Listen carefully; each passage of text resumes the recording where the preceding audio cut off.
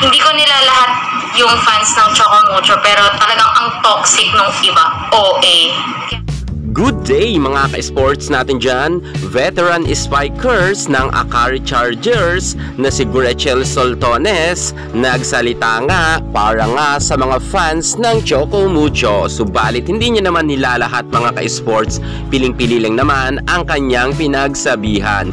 Nagbitaw nga ng mga matatalim na salita itong si Gretchel Soltones laban nga sa maraming fans ng Choco Mucho sapagkat hindi naman daw kasi makatao ang ginagawa nila sa kanyang kaibigan at dating ngang ka-teammates na si Jonah Sabete. Matatandaan nga natin mga ka-sports natin dyan na nag-ugat talaga noon sa mga binitawan naman na salita ni Jonah Sabete at nagkamali naman talaga siya. Yan ang sabi nga ni Gretchel Soltones. Pero sabi ni Gretchen, sana raw ay wag naman daw araw-arawin nitong mga fans ng Choco Mucho dahil sobrang OA na daw at katoksikan ang kanilang pinagsasabi at ang mga pambabash nga nila kay Jonah Sabete ay talagang lumalala na ng husto. Ating aalamin ang buong detalye para nga sa mga toxic fans daw ng Choco Mucho ayon kay Gretchel Soltones. Pero bago ang lahat, subscribe ka na muna kung ngayon ka pala napadpad sa aking YouTube channel at i-click ang ating notification bell para lagi kayong ma-update kapag may issue tayo sa volleyball. Drop it!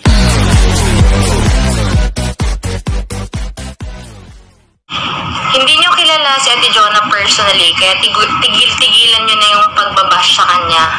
Jonah Sabete, bakit nga ba siya pinag-iinitan ng ibang mga fans ng Choco Mucho? Ganito kasi yan mga ka-sports natin dyan. Noon nga ay nagbitaw ng salita si Jonah Sabete at kanya ngang sinabi na wala daw sa coach yan, kundi nasa players yan. Ang coach na tinutukoy nga ang dating coach ng Choco Mucho at mukhang gustong palabasin nga ni Jonah Sabete na ang coach raw ay hindi raw yan ang problema dahil hindi naman daw yan ay naglalaro sa loob ng court.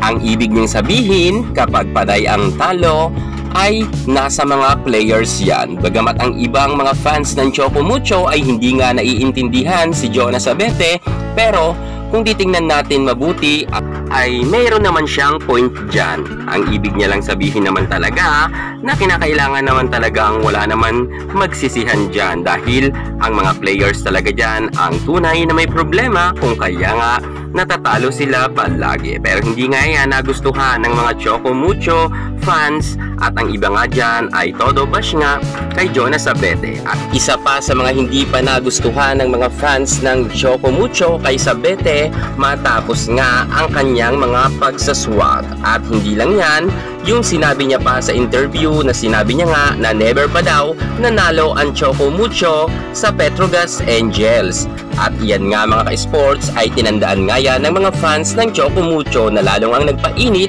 sa mga fans na solid ng Choco. Kung kaya nga si Jonah Sabete ay bantay sarado ng mga Choco Mucho fans, kaya't konting mga nakikitang butas nga para kay Jonah Sabete ay ginagawang dahilan na to ng mga Choco Mucho fans para nga iba siya.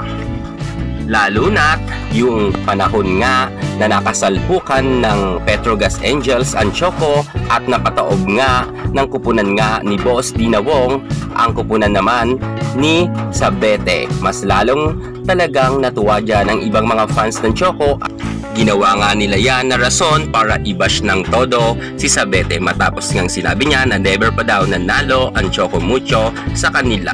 At eto nga mga ka-sports natin dyan, 2024 na, kung kaya sabi nga mga ka-sports ng ating Gretchel Soltones, sana daw wag naman daw ninyo palagi na i-bash itong si Jonah Sabete dahil hindi naman ninyo siya kilala nga personally.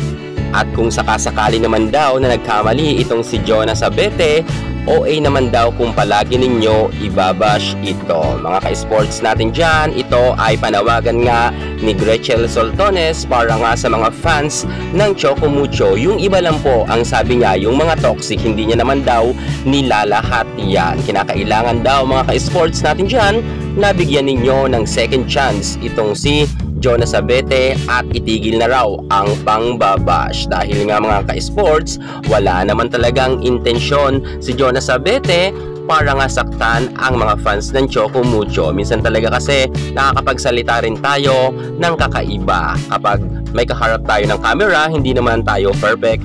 At lahat naman ng tao ay nagkakamali rin. Kaya't mga ka-sports natin dyan, 2024 na, kaya't kinakailangan kung may galit kayo, iiwan na ninyo yan ng 2023. Sabi nga ni Gretchen Soltones ay itigil na ang pangbabash. Inuulit-ulit niya yan. Kaya para sa mga fans dyan ng Choco Mucho na hanggang sa ngayon ay patuloy pa rin na talagang inaalala ang mga nakaraan nga ni Jonas Abete, ay iiwanan natin yan mga ka-sports, ang mga katoksikan. Yan ang panawagan nga ni Soltones. Ngayon, para sa mga fans ng Choco Mucho, inuulit ko, ang sinabi na yan ni Gretchen Soltones para lang yan sa mga toxic fans ng Choco. Kaya hindi niya naman daw nilalahat.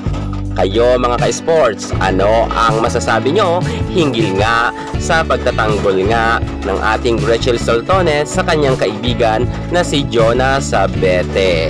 Kayo na bahala, humusga. Pero kung ako yung tatanungin, may point talaga dito si Gretchen Soltones. Hindi naman talaga kasi natin kailangan na halos araw-arawin na lang na i-bash nga itong si Jonas Abete. At tuwing magkakamali ito, ay ibabalik pa natin ang mga nakaraan para nga batuhin natin siya ng mga masasakit na salita. Kinakailangan talaga mag-move on na tayo at pakawalan na natin ang ating mga inggit at galit nga. Yan muna ang pinaka-latest natin sa mundo ng volleyball. At para hindi ka mahuli sa lahat ng issue pagdating sa larangan sa volleyball, subscribe na. Thank you so much. God bless.